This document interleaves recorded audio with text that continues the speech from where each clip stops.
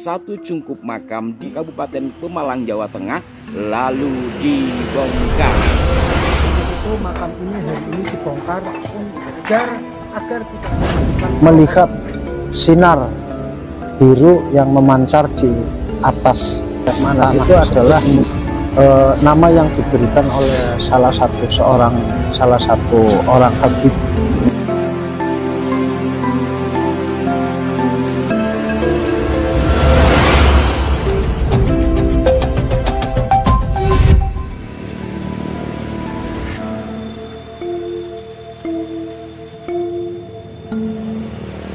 Assalamualaikum warahmatullahi wabarakatuh. Salam jumpa, salam sejahtera untuk Anda semua. Masih dari bawah pohon mangga sambil ngin-ngangin kata orang Madura, kami menyapa Anda.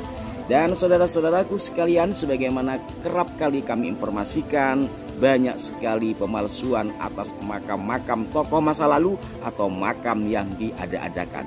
Kenapa fenomena itu terjadi? Ini banyak yang menanyakan, namun secara khusus insya Allah akan kami ulas pada lain kesempatan.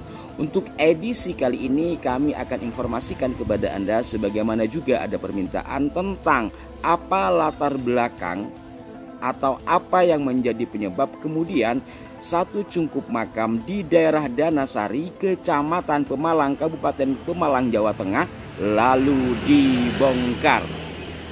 Informasi ini sudah kami sampaikan kilasannya di video shot ya. Karena kami berada di Jawa Timur, kemudian kami berkonfirmasi kepada kawan-kawan yang berada di Jawa Tengah dan didapatilah video yang akan kami putarkan kepada Anda penjelasan dari Pak Kepala Desa atau Pak Lurah setempat. hari ini Rabu tanggal 25 September 2024 masyarakat Desa Danasari dari perwakilan yang datang melakukan pembongkaran makam yang selama ini makam ini fiktif, tidak ada saksi atau tidak ada bukti-bukti yang akurat berkaitan dengan makam yang ada di Desa Danasari. Untuk itu makam ini hari ini dibongkar agar tidak menimbulkan pro kontra di masyarakat. Ke hari Rabu tanggal 25 September 2024 ini masyarakat Danasari mengadakan kerja bakti untuk melakukan pembongkaran makam yang ada di wilayah Danasari, tepatnya di RT 1 RW 01 Dukuh Kembaran Desa Danasari, Kecamatan Pemalang, Kabupaten Pemalang. Jadi berkaitan dengan pembongkaran ini karena makam yang berdiri di area tanah desa ini tidak memiliki izin sama sekali. Dan berkaitan dengan nama yang ada di makam ini yaitu Syekh Abdul Manap, itu juga tidak memiliki atau tidak mempunyai silsilah yang jelas. Oleh karena itu masyarakat meminta agar makam ini dibongkar agar di kemudian hari itu tidak menimbulkan kontra di masyarakat. Dan dari hasil musyawarah kami dengan masyarakat, kemudian dengan dua orang yang memparkasai pendirian makam ini, dua orang tersebut merelakan untuk menyerahkan kepada pemerintah desa agar dilaksanakan pembongkaran. Dan berdasarkan hasil musyawarah kami dengan masyarakat dan dua orang yang memparkasai berdirinya makam ini, maka kami pada hari Rabu tanggal 25 September 2024 ini yang dimulai tadi pagi jam 8 pagi sampai dengan saat ini masih dilaksanakan pembongkaran dan perapian puing-puing yang ada. Sehingga saya mengapresiasi kepada semua warga yang bersama-sama melaksanakan kerja bakti sampai sore hari ini. Mungkin itu yang bisa saya jelaskan, Pak. Terus awalnya berdiri makam ini itu tahun berapa, Pak? Awalnya berdiri makam ini itu di tahun 2014. Berarti kurang lebih sudah ada 10 tahun ini. 10 tahunan ini. Lah, terus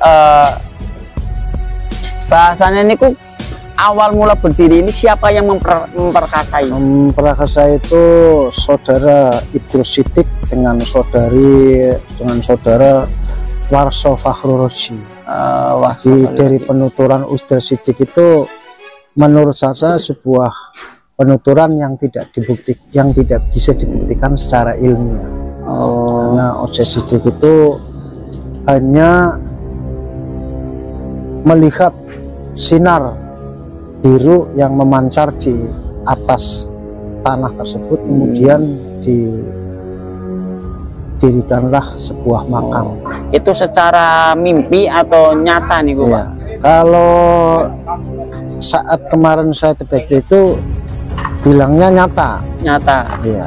Tapi kan sejak dari dulu itu tidak ada makam Syekh Manaf di sini, tidak. Nah, terus menurut beliau itu sejarahnya Syekh Manaf itu siapa? Menurut beliau itu ketika saya musyawarah Qadir bahwa Syekh Manaf itu adalah nama yang diberikan oleh salah satu orang Habib yang tidak dijelaskan namanya siapa Habib itu. Ya, Habib itu yang memberikan bahwa yang di dalam makam itu adalah Syekh Abdul Manaf. Oh, berarti Pak Ustadz tersebut sowan ke Habib, ya, terus diberi nama Syekh Abdul Manaf, ya, gitu. Lah Habibnya inisialnya nggak tahu. Nggak tahu. Oh, gitu. Lah ini berarti dari jam 8 sampai sekarang sudah kelar semua ya Pak? Ya. Ini termasuk kalau di dalam makamnya ada berapa makam Pak? Dua. Lah satunya Syekh Abdul Manaf, yang satunya siapa? Yang satunya anaknya Syekh Abdul Manaf. Oh, anaknya Syekh Abdul Manaf. Namanya siapa? Nggak tahu, nggak punya nama. Nggak punya nama. Ya, yang jelas gitu. Namanya satu toh lah Syekh Abdul Manaf.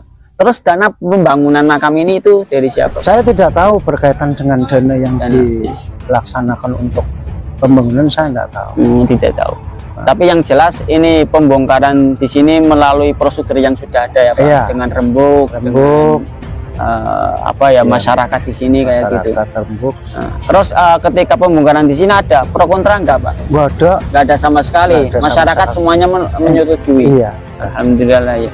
Para pemirsa sekalian, saya garis bawahi ya, kalau tadi disebut-sebut Habib, bisa saja iya, bisa saja tidak.